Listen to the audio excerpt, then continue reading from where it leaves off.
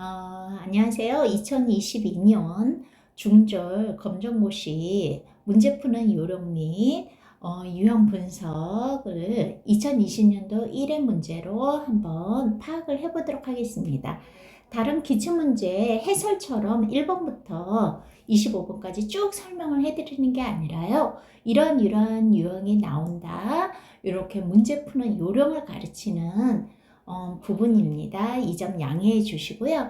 그리고 시험 보기 전까지 3회차, 즉 여러분들이 2022년도에 시험을 보시잖아요. 4월에요. 그러면 2021년도 4월, 8월, 2020년도 4월 혹은 8월 문제를 3회분 이상은 꼭 풀어보시고 시험을 보시길 바랍니다. 대체로 이렇게 문제를 풀어보시면 나오는 문제가 나온다라는 거 알 수 있고요. 그런 문제는 집중적으로 좀 공부를 하시면요. 대부분의 60점 이상이 합격 점수잖아요. 그 정도는 국어는 충분히 맞으실 수 있으실 겁니다. 자, 그러면 한번 시작을 해볼까요? 먼저 1번부터 한번 보도록 하겠습니다. 문제 보시면요. 다음에 해당하는 담화의 유형은 이라고 나왔는데요. 1번 문제는 여러분들이 1번이나 2번은 굉장히 문제가 쉽습니다. 그래서 출제위원들이요. 합격시키기 위한 시험이거든요. 검정고시는요. 여러분들이 한국교육과정평가원에서 검정고시의 출제 의도 그 부분이 있어요. 거기에서 보면 굳이 어렵게 내려고 하지 않아요. 그래서 그렇기 때문에 1번하고 2번은 좀 처음에 첫 시험에 국어를 보는데 떨리지 않게 하기 위해서 좀 쉽게 나옵니다. 그래서 부담 갖지 말고 시작을 하시면 될 것 같아요. 담화의 유형은 이라고 하면서 네모가 나왔어요. 개인이나 집단 간의 이익과 주장이 상반될 때 서로 협의한다고 얘기한 거 여기 보이시죠? 그래서 모두 이익을 얻을 수 있게 한다는 거예요. 너도 이익, 나도 이익, 뭐 하면서요? 협의, 협. 그러니까 답이 몇 번이에요? 그쵸? 2번이죠. 그래서 협상이 되겠죠? 서로 협의한다고 했으니까요. 잘 보시면요. 문제 속에 답이 있고요. 보기 속에 답이 있습니다. 그러니까 너무 걱정하실 필요 없습니다. 2번 같은 문제는 잘 나오는 문제죠? 토의하고 토론 문제가 주로 나오는데요. 토론과 토의는 제가 기출문제 해설에서 몇 번 다뤄본 적이 있습니다. 그래서 그거 문제 해설을 보면서 자기 걸로 만들어 주세요. 특히 사회자 역할 요거 물어보는데요. 사회자 역할은 여러분들 예전에 100분 토론이라고 거기서 손석희 아나운서 나온 거 기억나시나요? 토론이라는 것은요, 찬성팀과 반대팀이 나와서 내가 옳소, 네가 옳소 막 이러면서 서로 다투거든요. 그건 토론, 찬반은 토론이고요. 토의는요, 어떤 공통된 주제를 가지고요, 가장 좋은 결과를 얻기 위해서 서로 협의하는 거는 토의, 의논한다라는 거예요. 아무튼 토론이든 토의든 간에 사회자 역할 물어보는 문제 이거 종종 나오거든요. 그러면 우리 손석희 아나운서를 생각을 하면서 문제를 풀어보자고요. 1번 참여자에게 토의 주제를 제시한다. 오늘은 이거에 대해서 이야기를 하겠습니다. 토론하겠습니다. 토의하겠습니다. 이런 식으로 얘기하잖아요. 사회자가요. 이건 맞겠죠. 2번 참여자들의 발언 순서를 안내한다. 그렇죠. 누구 의원님 말씀해 주세요. 누구 교수님 말씀해 주세요. 이렇게 하니까 이것도 맞죠. 사회자요. 3번 참여자에게 자신의 주장을 내세운다. 여러분들 100분 토론을 보면 손석희 아나운서가 저의 주장은 이거입니다. 이렇게 얘기한 적이 있나요? 없죠. 그러니까 주장은 뭐예요? 각자 그 패널들이 나와서 주장을 하는 거잖아요. 그래서 답이 3번입니다. 그래서 여러분들 토의가 나오든 토론이 나오든 사회자 역할 할 때 헷갈리시면 손석희 아나운서를 기억을 해주세요. 본격적으로 문법 문제는 3번부터 나오거든요. 그래서 3번에서 10번 정도가 보통 이제 문법 문제하고 화법, 작문 문제가 나옵니다. 그러면 3번을 볼게요. 미치즈 부분에 해당하는 글자는 요즘 추세가요. 중세국어가 좀 고졸에서도 잘 나오고 중졸에서도 기본적으로 좀 나오는 경향이 있더라고요. 그래서 이 중세국어의 특징에 대해서는요.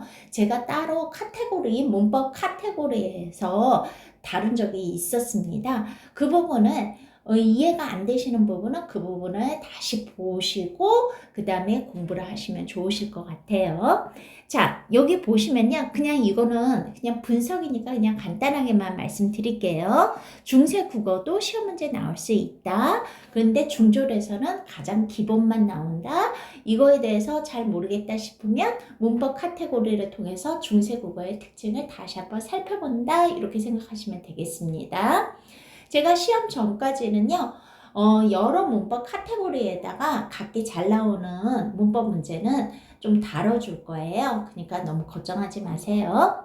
자, 훈민정음 해례본에 의하면 한글에 모음 기본자가 있다고 그랬어요. 하늘의 둥근 모양, 땅의 평평한 모양, 사람이 서 있는 모양을 본떠서 만들었다고 그랬어요. 본떠서 만들었다는 건 뭐예요? 비슷하게 만들었다는 거죠. 이렇게 눈에 보기에도 그렇게 보인다는 거죠. 그럼 잘 보세요. 하늘은 너무 넓잖아요. 그러니까 어떻게 해요? 그냥 점으로 하나 찍은 거예요. 땅은 평평하니까 평평하게 그린 거예요. 사람은 서 있으니까 어떻게 돼요? 이렇게 서 있겠죠. 이런 식으로요. 그쵸? 그러니까 이렇게 그렸다는 거예요. 그거와 관련된 게 뭐예요? 1번이에요. 이거를 중졸에서는 뭐라고 그러냐면 하늘 천자, 땅 지자, 사람 인자에서 천지인을 본떴다. 이렇게 다루는 겁니다. 네. 그래서 이 부분 같은 경우에는 나중에 문법 카테고리 다시 한번 꼭 보세요. 이렇게 중세국어도 나올 수 있고요. 그 다음에 4번. 의문의 변동 얘기가 나왔죠. 의문의 변동은 발음이 변한 거를 말해요. 발음상의 문제예요. 아주 잘 나오는 문제가 여기 중졸에서는 국외음화가 되게 잘 나오거든요. 국외음화는요. 국외음에 여러 가지가 있어요. 그래서 이거는 이제 고졸 국어에서 제가 의문의 변동을 한번 다뤄줄 거예요. 나중에 문법 카테고리 4월 시험 보기 전에 한번 더 보시면 돼요. 국외음화는요. 요 말대로예요. 디귿, 이 모음을 만나서 지읒, 치읒으로 바뀐다. 이게 국외음화를 말하는 거예요. 왜냐하면 지읒, 치읒이 국외음이거든요. 얘는 치조음이에요. 치조음이 국외음이 됐어요. 국외음이 아닌 게 국외음이 된 게 국외음하예요. 그러면 이거를 굳이 모른다 하면요. 요 네모 하라는 대로 하시면 돼요. 하라는 대로 해보세요. 자, 자음 디귿 티읕이 있대요. 자, 자음 디귿 티읕. 여기 디귿 티읕이 있어요? 없잖아요. 여기 디귿 티읕 있어요? 없지요. 여기 디귿 티읕 있어요? 있어요. 여기 디귿 티읕 있어요? 없어요. 벌써 답 나왔죠? 3번이죠. 자, 그러면 여기 한번 보세요. 여기 보시면요. 마지라고 했어요. 이거 발음해 보실래요? 제가 아까 발음이라고 계속 강조했죠? 보세요. 디귿이 뭘로 바뀌었어요? 지읒으로 바뀌었죠. 디귿이 지읒으로 바뀌었어요. 뭐 앞에서? 이 모음 앞에서. 이 모음 앞에서. 이게 국외음화라고요. 다른 예를 들어볼까요? 같이 발음해보세요. 같이 티읕이 치읒으로 바뀌어요. 티읕이 치읒으로 바뀌어요. 뭐 앞에서요? 이 모음 앞에서. 이게 국외음화라고요. 아시겠어요? 나중에 시험 보시기 전에 의문의 변동 제가 문법 카테고리에 올려드릴 테니까 이거 이해 안 되시는 분들은 그거 보시면 돼요. 그리고 중졸에서는요. 굳이 문법을 모르신다 하더라도요. 이런 식으로 보기로 나오잖아요. 그러면 그거 하라는 대로 하면 문제 푸실 수 있어요. 너무 겁내지 마세요. 자, 5번 보겠습니다. 역시 잘 나오는 문제, 중졸에서 잘 나오는 문제, 구품사, 문장의 성분, 이거는 번갈아 나오든지 둘이 함께 나오든지 이렇게 된다고요. 요거 부분은 제가 문법 카테고리에 올려놓았습니다. 만약에 이해가 안 되시면 거기로 공부하시고 다시 오시면 돼요. 이거는 꼭 공부하셔야 돼요. 시험 잘 나오는 겁니다. 자, 보시면요. 피었다, 뭐뭐 다로 끝나잖아요. 이렇게 다로 끝나는 거가 용언이에요. 용언은 기본형이거든요. 용언에는 동사하고 형용사가 나오는데요. 이 용언을 꾸며주는 역할을 하는 게 바로 부사예요. 사가 이름 아닙니다. 부사예요. 자, 그러면 여기 보세요. 다자로 끝났죠? 용언이에요. 용언 앞에서 피었는데 어떻게 피었대요? 활짝 피었다고 꾸며줬어요. 웃는데 어떻게 웃는다고? 방긋 웃는다고 꾸며줬어요. 그러면 지금 뭐 찾으라는 거예요? 부사. 부사는 뭐 한다고요? 용언을 꾸며준다고요. 2번이 됩니다. 이거 이해가 안 되시면 어떻게 하라고요? 문법 카테고리에서 구품사를 찾아보시라고요. 네, 이건 잘 나오는 문제예요. 구분사하고 문장의 성분은요. 꼭 알아두셔야 돼요. 시험 보기 전에 반드시 이해하셔야 돼요. 그 다음에 6번 보겠습니다. 다이어 문제도 역시 종종 나오는 문제예요. 다이어는 뜻이 여러 가지가 있는 거예요. 그래서 중심 의미하고 주변 의미가 있어요. 중심 의미는 가장 기본이 되는 의미고요. 사전적 의미. 그 다음에 주변 의미는요. 확장되는 의미예요. 그래서 여러분 나는 발이 크다라고 하면 뭐가 돼요? 진짜 발가락하고 발바닥이 있는데 그게 남보다 커가지고 한 300mm 넘는다라는 거예요. 그렇지만 저 사람은 참 발이 넓어 이렇게 얘기하는 것은 뭐예요? 인간관계가 저 사람은 참 거기 크더라 넓더라 이런 식으로 표현하는 거죠. 그게 바로 발 모양 그대로는 중심 의미, 인간관계로 넓혀지는 건 뭐예요? 주변 의미예요. 자, 그러면 기억에 안 맞은 그 다이어를 한번 찾아보자고요. 요런 게 나오면요. 여러 가지가 나왔잖아요. 하나씩 집어넣으면 돼요. 시간 충분합니다. 자, 그의 단점은 입 씻고 찾아봐도 없었다. 할아버지께서 글을 읽으시는 모습이 입에 밟혔다? 이런 말 있어요? 없잖아요. 자, 그러면 다음 해볼게요. 그의 단점은 눈 씻고 찾아봐도 없었다. 이런 말 하죠. 할아버지께서 글을 읽으시던 모습이 눈에 밟혔다. 이런 말도 하죠. 그쵸? 나는 전화를 오래 붙들고 있다가 할머니의 눈밖에 났다. 혼났다라는 얘기죠. 그러니까 어떻게 해요? 답이 2번이죠. 이런 문제 나오면요. 하나씩 넣어보시면 됩니다. 아시겠죠? 그 다음에 7번 보세요. 밑줄친 예로 적절하지 않은 것은 문장 얘기가 나왔죠. 그래서 요거는 혼문장, 격문장 얘기가 나왔는데요. 요거 부분 같은 경우에도 나중에 문법 카테고리에서 시험 보시기 전에 꼭 한번 챙기시면 돼요. 그러면 여기에서만 간단하게 이제 설명을 드릴게요. 문장의 선분 제가 꼭 알아두셔야 된다고 그랬잖아요. 문장의 선분은 어자로 끝나거든요. 근데 이 중에서 주어 서술어는 반드시 기억하셔야 돼요. 주어와 서술어의 기능 두 개가 하나씩 있는 거는 혼문장이라고 해요. 근데 이게 2개 이상이면 견문장이라고 해요. 근데 혼문장만 찾아보는 거잖아요. 그러면 혼문장은 어떻게 찾느냐? 서술어의 기능을 하는 거는 용언이에요. 아까 다자로 끝나는 거 있잖아요. 기본형 다자로 끝나는 거예요. 그러면 기본형이 뭐냐, 여러분? 먹고의 기본형이 뭐예요? 먹다가 되는 거예요. 사전을 찾을 때. 자니의 기본형은 뭐예요? 자다가 되는 거예요. 예뻐서의 기본형은 뭐예요? 예쁘다가 되는 거예요. 그러면 기본형 다가 있는 거를 먼저 찾아보세요. 이게 한 개면 혼문장, 1개 이상이면 견문장이 되는 거예요. 자, 보세요. 다자로 끝나고 예쁘다 있네요.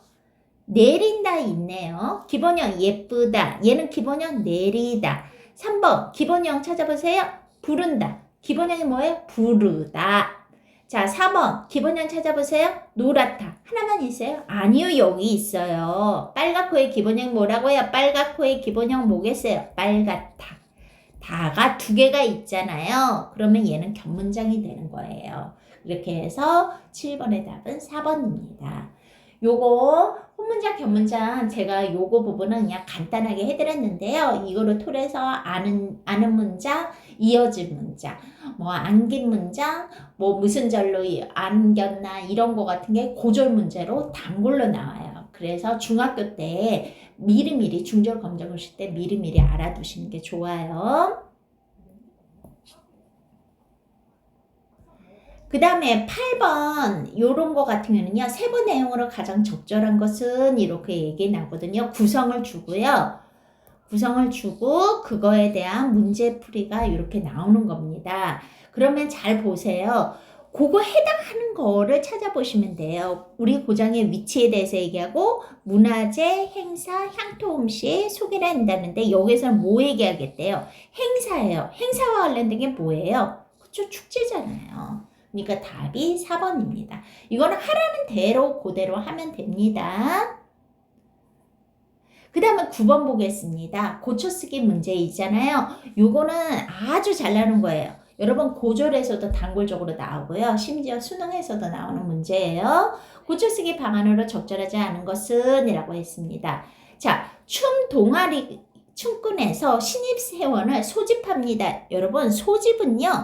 군대에서나 쓰는 말이에요. 단체나 조직체의 구성원을 부를 때 하는 거예요. 그러니까 뭐라고 해야 돼요? 신입회원을 뭐라고 해야 될까요? 모집이라고 해야 되겠죠. 모집이라고 해야 되겠죠. 그러니까 어떻게 해야 돼요? 그래서 여기 같은 경우에는 문맥이 맞지 않으므로 응모? 응모는 여러분 모집에 응하거나 지원한다는 뜻이에요. 그러니까 오히려 여기 소집이라는 거가 오히려 더 가까울 수 있어요. 물론 모집이 하는 게 더 나았겠지만요. 그래서 응모 같은 경우는 여러분들 뭐 할 때예요? 뭐 엽서 써가지고 어디에 당첨되기를 바라면서 응모하잖아요. 그러니까 요거는 틀렸죠. 그쵸? 그리고 뭐 나머지 니은 따뜻한 온저 국어에서는 중복되면 안 되거든요. 근데 이 온자가 따뜻한 온자니까 따뜻한 정이라니까 요거는 줄여야 된다. 이런 식으로 나머지 문제도 한번 풀어보시면 됩니다. 그래서 소집은 단체나 조직체의 구성원을 불러서 모은다 했는데 응모 같은 거는 요거는 모집에 응하거나 지원한다라는 뜻이니까 요게 아니라 오히려 이쪽 더 좋은 거는 모집이라고 하는 것이 더 좋겠다라고 말씀드렸습니다. 이런 고쳐쓰기 문제는 반드시 나오는 유형이에요. 꼭 챙기셔야 됩니다. 맞춤법이 나오기도 하고요. 이런 식으로 맞춤법이 나오기도 하고요. 중의적 표현, 뜻이 중복되어서 나오기도 하고요. 전체에 생략하는지 안 하는지 이런 식으로 문제 여러 가지로 나올 수 있습니다. 그 다음에 10번 같은 문제는요. 여러분들이 보시면 곧바로 금방 찾아볼 수 있으실 거예요. 그래서 특히나 뭐죠? 은유법, 직유법, 의인법 같은 경우는 반드시 알아두셔야 돼요. 이거를 비유적 표현이라고 해가지고 물론 비유적 표현 더 많지만요. 대표적인 비유적 표현이거든요. 요게 뒤에 비문학에서도 나오고요. 이런 식으로 광고에서도 나올 수 있고 시에서도 나올 수 있고 그러거든요. 그러면 자 보세요. 은유라는 것은 뭐냐면 A는 B답골이에요. 또는 A의 B답골이에요. 이런 거죠. 내 마음은 호수요 이런 노래가 있거든요. A는 B답골 이런 식으로 할 수 있는 거죠. 이렇게 은근히 비유한 거예요. 직유법은요 눈에 확 띄어요. 가까까까까까 뜨뜨뜨뜨뜨뜨 처럼이라는 말이 나오면 직유법이에요. 그래서 너같이 착한 사람이면 좋겠어 할 때 갓이 나오잖아요. 그러면 무조건 직유법이에요. 의인법은 뭐냐면요. 사람이 아닌데 사람인 것처럼 행동하는 거예요. 그래서 햇살이 미소를 지어요. 미소는 사람이 짓는 거잖아요. 근데 사람이 아닌 게 사람처럼 하니까 이런 거는 무슨 법이라고요? 의인법이 된다고요. 그러면 잘 보세요. 당신의 땅은 나의 하늘입니다. 보세요. A의 B죠. 나의 하늘이죠. A의 B죠. A의 B는 아까 뭐라고 그랬어요? 은유법이죠. 은유법은 뭐에 해당한다고요? 비유에 포함한다고. 다 벌써 나왔죠? 1번.